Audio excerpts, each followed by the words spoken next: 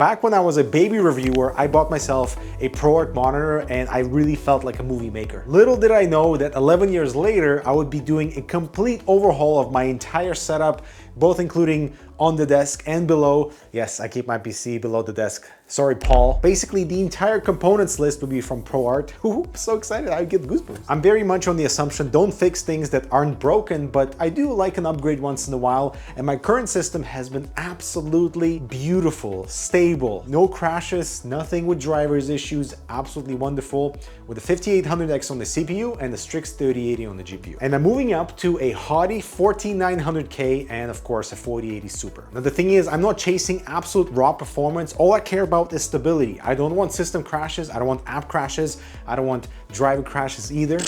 Just get a Mac. All right, easy there. Okay, PC desktops can be sexy too. Okay. And I mean, we've got some special looking hardware, all thanks to ASUS for support. I guess you all saw that one coming. My favorite though is the ProArt 4080 Super. It is much smaller than I expected, which is a good thing. The golden accents are quite tasteful. The triple fan array does not spin under 50 degrees Celsius, and this crazy looking backplate kind of really steals the show here. Perhaps they went a little overboard with the ProArt branding though. I mean, it is everywhere, including on this little anti-sag metal holder that is magnetic and has even millimeter markings like on my first ProArt monitor. But you know what? If it's backed by stability, that's all I'm looking for. The motherboard is a ProArt as well, and of course the golden accents continue with this clean transparent section around the I/O, which looks awesome. But I love the 10 gigabit LAN port, dual Thunderbolt 4s, which I don't know if I'll use immediately, but future-proofing, right? And the rest of the I/O is absolutely insane. This should definitely be a nice home for the 14900K, and since the sucker runs real hot, ASUS has a ProArt 420mm AIO that should hopefully be adequate. All this will be powered by the 1000 watt Thor power supply with awesome efficiency and this gimmicky feature of this live consumption readout that I actually really like, and it's going to be the main source of illumination inside the enclosure.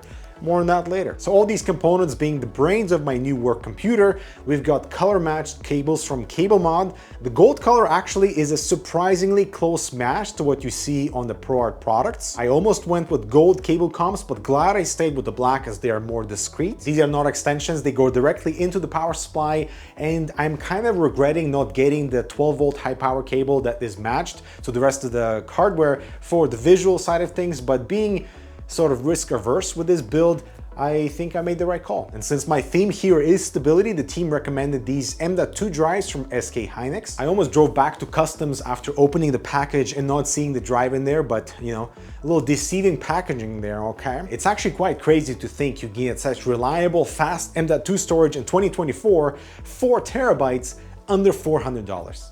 Absolutely insane. Let's just hope they don't disappoint, yeah? My G.Skill memory arrived super late. Customs, man. DRQVL certified on this motherboard, and that's all I really need for DDR5. And considering my previous RAM was running at 3200 megahertz, having this new memory running at 6000 megahertz just blows my mind.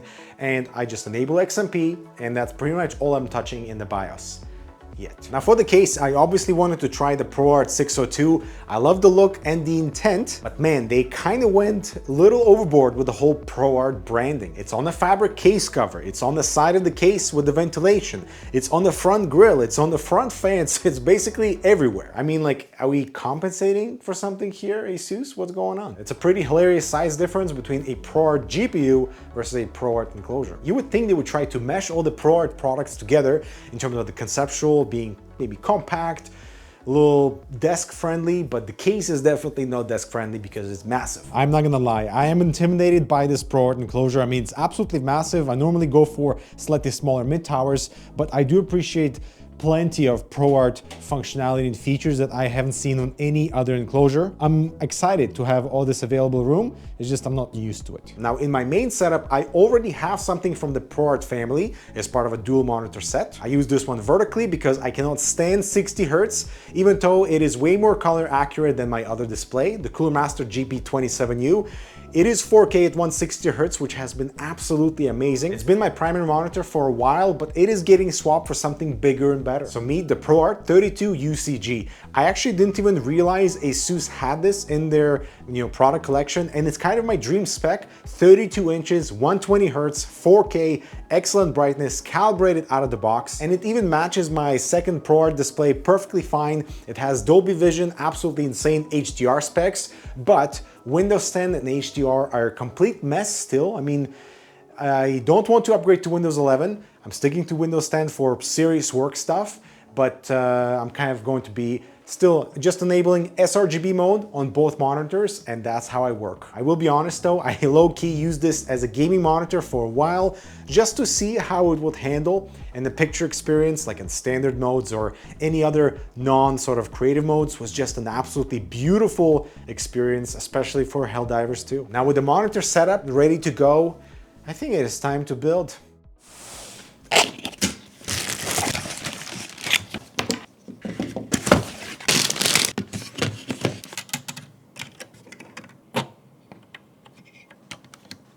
This is so branded, even the socket cover has the ProArt logo.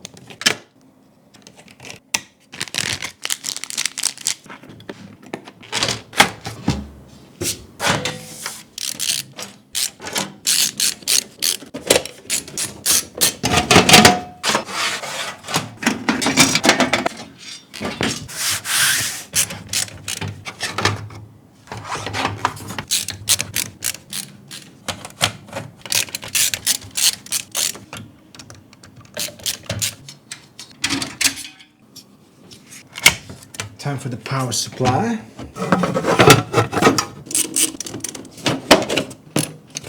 I am terrified of this next part, the first boot. This is all brand new components, so let's see if it works. Of course, the power supply had to be off.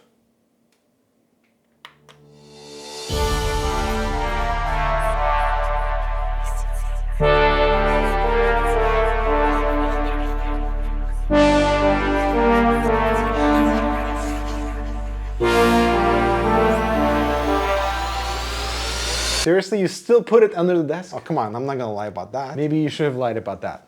And so with that out of the way, this is what the final build looks like. I left the PSU shroud off on purpose. For one, it lets me highlight the cables, the exiting cables from the power supply, and also I can see the live consumption readout and wattage, which I think is awesome.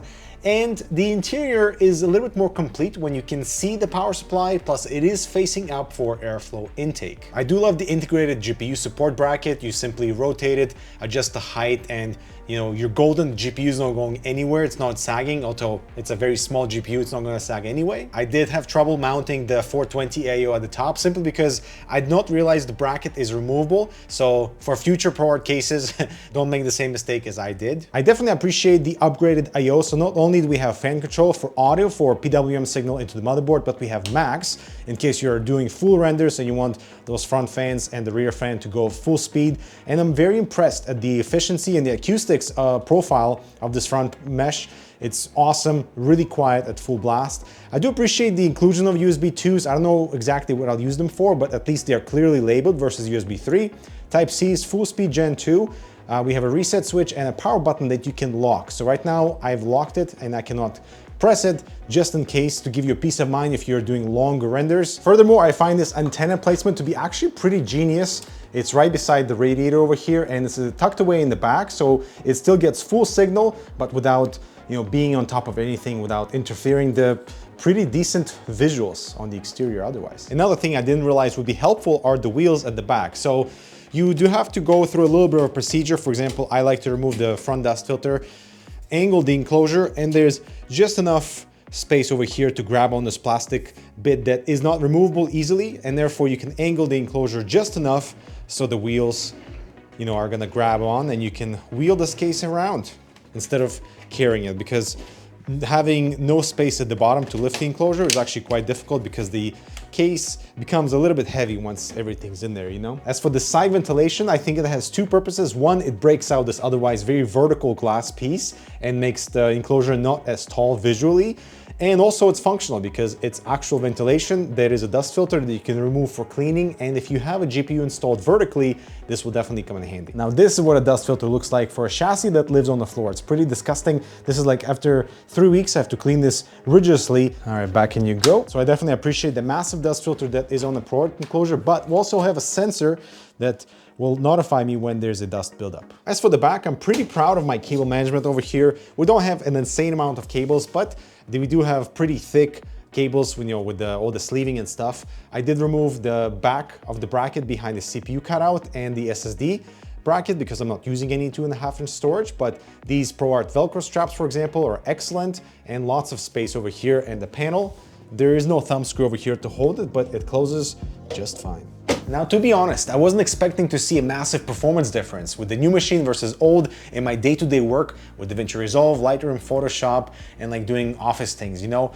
But man, was I wrong, and I'm regretting not doing this sooner. I mean, DaVinci Resolve is already super fast, but I'm saving minutes on each render, and we're doing so many revisions when we're, you know, looking for errors and stuff, so I'll be saving hours with this machine going forward. The biggest speed bump, however, is with Lightroom, and I'm thinking that's because of the Intel processor. The 5800X on the AMD side was kind of weak. Everything took forever to like zoom in and to render proxies or to render previews. With the 4900K, everything is just super snappy. It's amazing. It almost feels like a Mac. The biggest pleasant surprise is that everything booted without problems. Everything I recognized, no memory issues, no storage issues so far. And I am genuinely impressed at how quiet the system is at full power, at full load. Like, I mean, I guess that's why you get a big enclosure. There's a little bit more space there, and the included fans on the ProArt 602, very well done, ASUS. Another interesting point is that I think we made the right decision with the ProArt components just to see what the longevity is like and if we are getting everything we are promised in terms of stability, longevity, support, and I'm getting notifications about registering all my ProArt hardware for some professional technical level support that is available, and I'm excited to explore that if I ever need it. All right, guys, I'm Dmitry. Thanks so much for joining on this upgrade project, and I'll talk to you in the next video.